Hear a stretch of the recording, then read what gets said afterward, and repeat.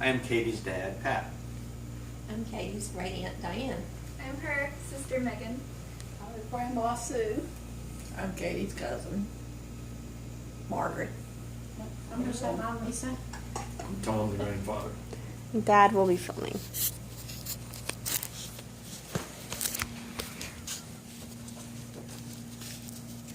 So I'll begin by saying, where you at, Dolan?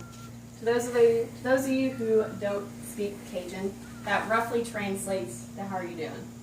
I've grown up around the New Orleans culture, the flavorful food, impassioned music, and the animated people.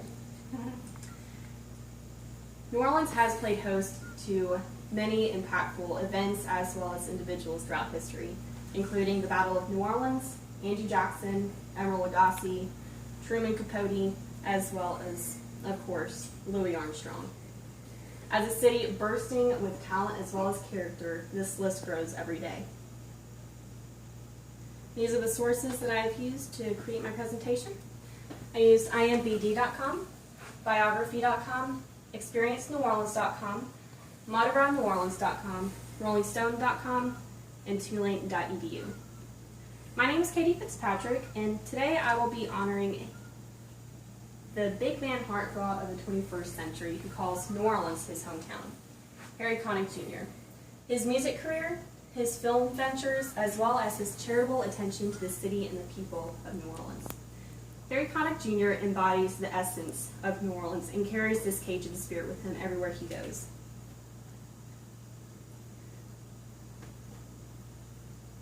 So he first touched our souls with his jazz music.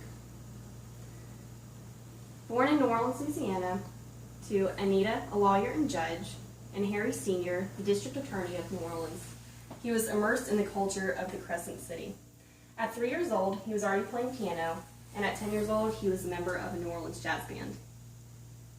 His parents owned a record shop and strongly encouraged his enthusiasm for music. He won several piano competitions and was an active member of the Creative Center in New Orleans. When it came time to leave for college, after a semester at Loyola, he left his beloved city and pursued his musical education at New York's Hunter College as well as Manhattan School of Arts. At 19, he released his first album, but what he is best known for is his role in the production of How Harry Met Sally. He scored and sang many of these songs. Through his efforts to spread the jazz and big band music of New Orleans, he received 4 platinums, 3 multi-platinums, and 1 gold album, as well as 2 Emmys and 2 Grammys. He became a new heartthrob that echoed the romantic ideals of the old Southern gentleman. When asked how he liked being the new Frank Sinatra, he responded, "I think people will soon realize that I do a lot more than interpret old songs." He was certainly correct. We soon realized that Harry Connick Jr. had a knack for comedy on the big screen. He made his acting debut in 1990 in Memphis Belle.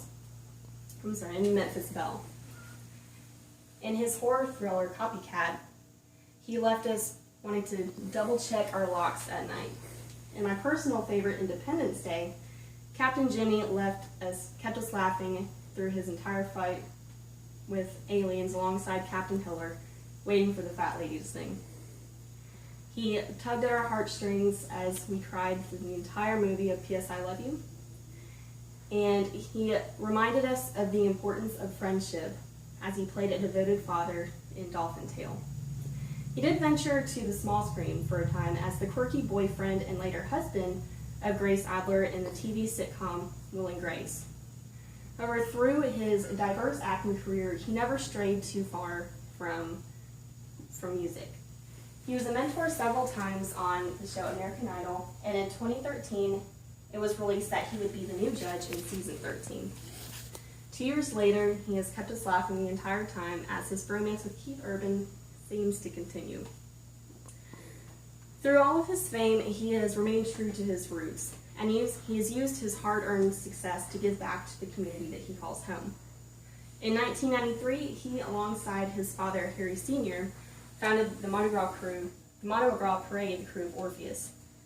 Named for the musically inclined son of Zeus, Orpheus was established as a super crew and was the first to allow both male and female riders. After the devastation of Hurricane Katrina in August of 2005, he refocused his efforts to revitalizing the city of New Orleans. He realized that the first step in rebuilding the city would be to bring back the lifeblood of it, the music. So he partnered with Branford Marsalis and built the Musicians Village, which is in the upper Ninth Ward. It serves as a community center, which has a performance hall, recording studio, as well as after-school activities. 10 years later, after Hurricane Katrina, he still remains one of the most vocal activists for the rebuilding of New Orleans. And then in May of 2009, all of these charitable efforts were recognized by Tulane University. Alongside the Katrina class commencement speaker, fellow New Orleanian Ellen DeGeneres, he was given an honorary degree. And as a sister and granddaughter of Tulane alumni, I can tell you what an honor this is. So, with his soulful music of the past, comedic relief on film, and his humbling devotion to his city, Harry Potter Jr. has established himself in entertainment excellence.